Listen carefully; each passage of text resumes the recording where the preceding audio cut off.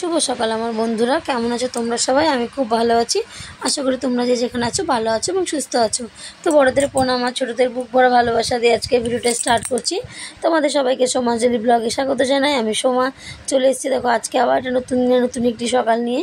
তো এখন সকাল প্রায় 6টা বাজে। তো এদিকে আমার বাসি কাজ প্রায় সারা হয়ে গেছে। এখন খালি গোগুলে জামা প্যান্টগুলো ধুয়ে দেবো, তাহলেই দেখবে আমার প্রায় কাজ হয়ে গেছে। এদিকে উঠোনটা ঝাড় দিয়ে রাস্তাটা ঝাড় দিয়ে নেব। সকাল সকাল সব বাড়ির মানুষরা বাড়ি ফাঁকা করে চলে যাচ্ছে, মনটা এত খারাপ। আর এই দেখো বরমশাই গাছ থেকে পেয়ারা পেড়ে নিয়েছে বর্ণনাথকে দেবে বলে। তো ওরা যেহেতু বাড়ি যাবে ভাবলো কটা পেয়ারা পেড়ে দিয়ে দিই, তাহলে যাওয়ার সময় ওরা নিয়ে যাবে, খেতে পারবে। গাছের ফল তো যদি বাড়ির মেয়েরা খেতে পারে ভালো লাগে। যখনই বর্ণনাথ আসে আমরা পেড়ে পেড়ে দিয়ে দিই, কারণ ভালো লাগে সবাই। আমরাও যখন খাচ্ছি ওরাও যাতে দুটো বাড়ির পেয়ারা খেতে পারে। আর আমার ভাগনা যে ছেলে মানে আমার নাতিটা আছে, ও পেয়ারা খেতে খুব ভালোবাসে, তার জন্য দাদু পেড়ে দিল, বললো ভাই খাবে। আর এদিকে দেখো আমি জামা কাপড় কেচে নিয়েছি, স্নান করাও হয়ে গেছে। এখন এগুলোকে মেলে দেবো, মেলে দিয়ে চলে যাব মাছ দেবো। মাছটা ফ্রিজ দিয়ে নামিয়ে রেখেছি, যেহেতু বরফ হয়েছিল, বা নামিয়ে না রাখলে না হবে না। আর দেখো এতদিন মানে আমার বাড়িতে সব ভরা ছিল, কত ভালো লাগছিল। আজকে সব ফাঁকা করে চলে গেল নিজেদের বাড়ি ভরতে। এটাই হচ্ছে দুনিয়ার মানে বাস্তব পৃথিবীর সব নিয়ম, যেটা হচ্ছে কঠিন নিয়ম, যেটা মানা এত সহজ নয়। যে আজ আমরা যেখানে আছি সেখানে আনন্দ ফুর্তি হাসি মজা সবাইকে মাতিয়ে রাখছি, আবার যদি তাদের বাড়ি ফাঁকা করে যখন চলে যাচ্ছে অন্য জায়গায়, তখন তাদেরও কত কষ্ট হচ্ছে। আর এখানে হচ্ছে সেরকমই একটা জিনিস দেখো, আমার বর্ণনাথ মানে এসছে কালকে রাত্রেবেলা, মেয়েকে নিয়ে এসছে, ভাবছে মেয়ে যাবে করে, কিন্তু কোনো কারণে হয়তো মেয়ে যেতে পারলো না। কিন্তু মনটা এত খারাপ, তাই ও গাড়িতে বসে খুব কাঁদছে। ওর মা যাওয়ার সময় বাড়িতে ওকে নামিয়ে দিয়ে তারপরেই যাবে। তো বলে না যে বাপের বাড়ি মেয়েরা আসলে যেতে চায় না, কতক্ষণ থাকবো এটাই মনে হয়। যেমন বাপের বাড়ি বেড়াতে যাওয়ার সময় খালি আমরা তাড়াহুড়ো করি কখন যাব, কিন্তু যখন বাপের বাড়ি থেকে বাড়ি আসার সময় হয় তখন যেন আমাদের পা আর আসে না, পাটা পুরো লক হয়ে যায় ওখানে, যেন মনে হচ্ছে ওখান দিয়ে পাটা সরবে না। তো ওখানে বসে আমার ননদের মেয়ে গাড়িতে বসে বসে কাঁদছে, আমরা বলছি, এদিকে আমার শাশুড়ি মাও কাঁদছে, যেহেতু ওর মেয়ে চলে যাচ্ছে আবার ওর মাও চলে যাচ্ছে। আর প্রথম বিয়ে হয়েছে তো এতদিন সবার সাথে ছিল, এখন সবাই একসাথে থেকে কতদিন ছিল ওর বাড়িতে, 3-4 দিন মা বাবা সবাই, তো সেখান থেকে যারা হট করে চলে যাচ্ছে, ওর মনটা বেশ খারাপ, ও খুব কাঁদছিল। আমরা মনে কাঁদিস না, বুনুরও পরীক্ষা শেষ হয়ে যাক, আমারও ডিসেম্বরে স্কুল ছুটি থাকবে, আমি তোদের দুজনকে নিয়ে গিয়ে আমি কদিন ঘুরে আসবো, আবার আমার সঙ্গে করে নিয়ে আসবো, তো কাঁদিস না। ও কেঁদেই যাচ্ছে। তো এটাই হচ্ছে মা মেয়ের সম্পর্ক, সন্তানের সাথে মায়ের সম্পর্ক যেন এরকমই হয়। সন্তান যখন কোথাও চলে যায় মার কাছ থেকে, মার এতটা কষ্ট হয়। আবার সন্তানের কাছ থেকেও যখন মা কোথাও যায়, হয়তো সন্তানকে একা থাকতে হচ্ছে কতদিন মনে হয়, তখন সন্তানেরও যেন কত কষ্ট হয়। এটা হচ্ছে মা আর সন্তানের সম্পর্ক, যেটা পৃথিবীর সব সম্পর্ক থেকে আলাদা। এই সম্পর্কের মতো আর কোনো সম্পর্ক নেই।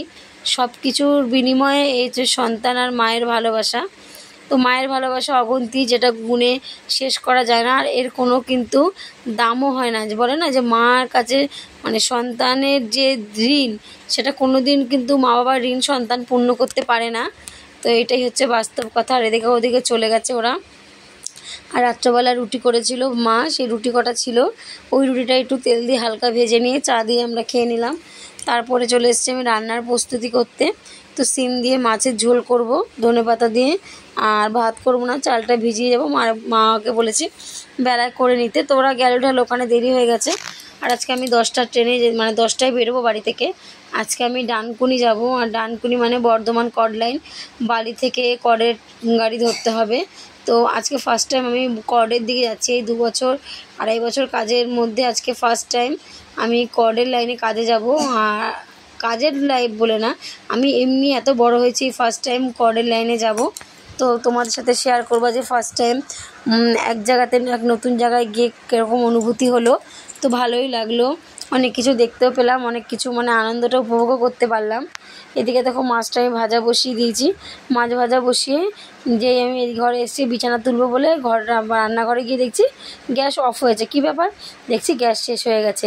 আবার সেই গ্যাসটাকে এনে লাগালাম তাড়াহুড়োর সময়, জানোই তো, আবার সব কিছু আমাকে ওখান থেকে বের করতে হলো, আবার গ্যাসটাকে ওখানে রেখে দিয়ে আবার সব জিনিস জায়গায় রাখতে হলো।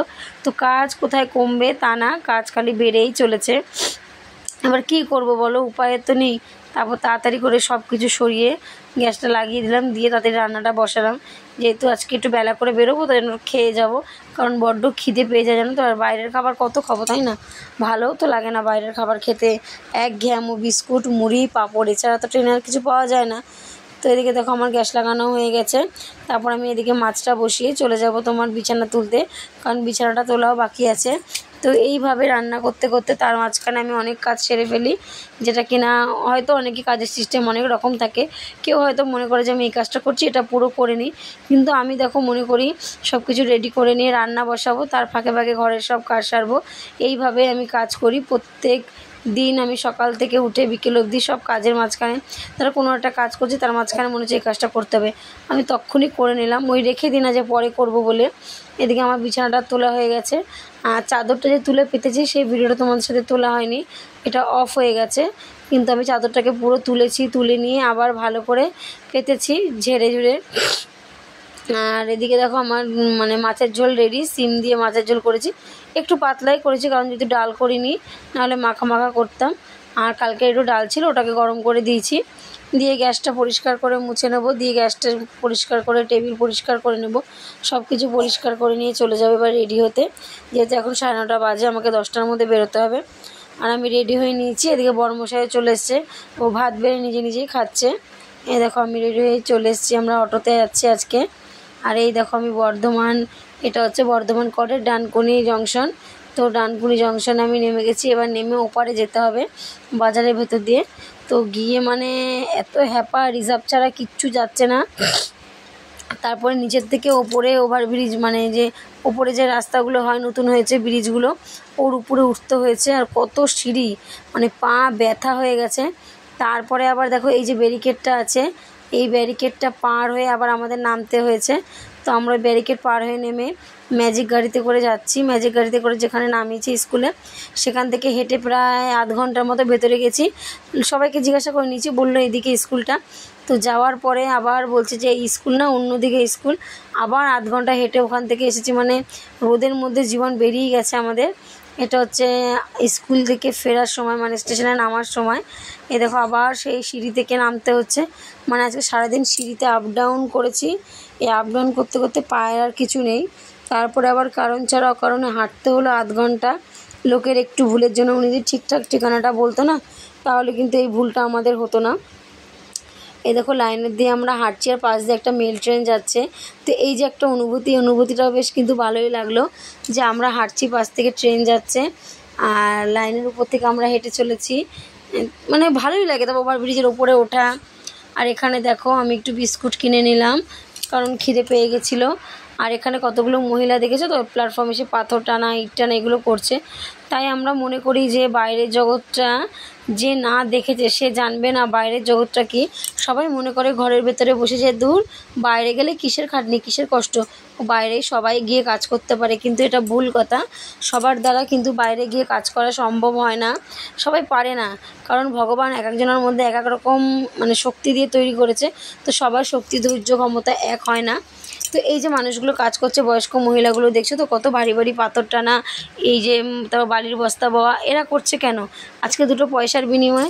তো দুটো পয়সার বিনিময়ে মানুষ এতই কঠিন পরিশ্রম করে, যেটা মানে অবান্তর। যারা ঘরে থাকে তারা বুঝতে পারে না। অনেকে বলে কী কাজ করো, কী কাজ, ওই তো কাজের মধ্যে আবার কী? তো কাজের মধ্যেও অনেক কাজ আছে যেগুলো অনেক কষ্ট হয়, ঘরে বসে সব কাজ মনে হয় না। আবার কিছু কিছু কাজ ঘরে বসেও আছে যেগুলো অনেক কষ্ট করে করতে হয়। তো এদিকে দেখো মাম্মাম পড়তে যাবে, মাম্মামকে রেডি করে দিচ্ছি। আমি স্নান করে নিয়ে খেয়ে একটু বিছানায় বসেছি, গায়ে চাদরটা দিইনি, কারণ বড় শীত করছিল। ভাত খেলে বলে না একটু শীত শীত লাগে। তো মাম্মামকে রেডি করে দিয়েছি, ও পড়তে চলে যাবে। আর সন্ধ্যাবেলা আমরা একটু কফি করে নেব, কফি করে নিয়ে খাবো সবাই মিলে একটু। তো বাইরের পরিস্থিতি যে না দেখবে সে বুঝতে পারবে না বাইরের পরিবেশটা কেমন। যেমন আমি দেখো ঘরের কাজ করে বাইরে বেরোই, বাইরে থেকে ফিরে আবার ঘরের কাজ করি, তো আমাকেও তো একা হাতে সবটা সামলাতে হয়। তো কতটা কঠিন পরিশ্রম হয়। তো অনেক হয়তো বলে না কী কাজ করো, কী এমন, ওই তো ট্রেনে যাওয়ার আসো। এই যে যাতায়াতটাও যে একটা জার্নি, এটা করতে যে কতটা কষ্ট হয়, আজকে যে কত হেঁটেছি মানে ধারণার বাইরে। তো এদিকে কফি করা হয়ে গেছে, কফি করে সবাই মিলে নিয়ে খেয়ে নেবো একটুখানি। আর আজকে রাতে ডিনার বলতে আজকে করব চাউমিন, আজকে কোনো ভাত বা রুটি কিছু হবে না। সবাই বলেছে মাম্মা বলে গেছে, গোগলে বলে গেছে মা চাউমিন করবে। তো ওর বড় পিসি ওদের 50 টাকা দিয়ে গেছে খেতে। তো ওরা বললো মা খাবো না, এটাদের রাতে চাউমিন এনে দিও। তো বাইরের খাবার আমি একদমই আনতে ভালোবাসি না, আমি ঘরেই করে দিয়েছি। তো দাদাভাইকে দিয়ে চাউমিন আনিয়েছি, ডিম আনিয়েছি, আর ঘরে ফুলকপি, আলু, ক্যাপসিকাম, বিনস এসব ছিল, এসব কুচিয়ে নিয়েছি, দিয়ে চাউমিন বানিয়ে দিয়েছি। ঘরের জিনিস খাওয়া সব থেকে ভালো, টাটকা, পরিষ্কার, হেলদি খাবার। বাইরের খাবার তো অনেক রকম থাকে, তাই না, তেল মশলাযুক্ত, অনেক দিনের বাসি, কিন্তু ঘরেরটা পিওর টাটকা পাওয়া যাবে। তার জন্য ঘরের থেকে খাওয়া, আমি বাইরের থেকে না ঘরের খাবার খেতে ভালোবাসি। ওদেরকেও আমি খাওয়াই, বাইরে থেকে খুব কম আনি। দেখবে আমাদের ঘরে আমি বাইরের খাবার খুব কম আনি, আর অন্যান্য জিনিসও আমাদের খুব কম আনা হয়। তো আমরা রেগুলার যেটা যেগুলো খেয়ে অভ্যস্ত আমরা সেগুলোই খেতে ভালোবাসি। এখানে পেঁয়াজ আর লঙ্কাটাকে ভেজে নেব, আগে তো ডিমটাকে ভেজে নিয়েছি, তারপর সবজিগুলো ভেজে সব রকম সস দিয়ে নাড়াচাড়া দিয়ে তারপর চাউমিনটাকে ভালো করে নাড়িয়ে নামিয়ে দেবো। দিয়ে একটু শসা আর পেঁয়াজ কেটেছিলাম, ওটাকে উপর দিয়ে একটু স্যালাডের মতো করে দিয়েছি, এইভাবে সার্ভ করে দিয়েছি সবাইকে খেতে। তো জানি না কেমন লাগবে আজকের ভিডিওটা, আশা করি তোমাদের ভালো লাগবে। যদি ভিডিওটা ভালো লাগে অবশ্যই একটা সুন্দর করে কমেন্ট করে দিও বন্ধুরা।